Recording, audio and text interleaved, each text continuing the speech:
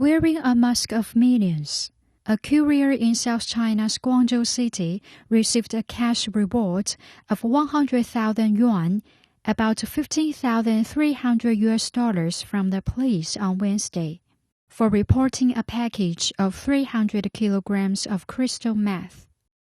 In March, several men came to a delivery complaint in Guangzhou Baiyun district, hoping to deliver several boxes. When the courier on duty asked to examine the contents of the package, the senders became nervous and tried to leave. Suspicious about their behaviors, the courier called the police. The parcel turned out to be 300 bags of methamphetamine, weighing 1 kilogram each.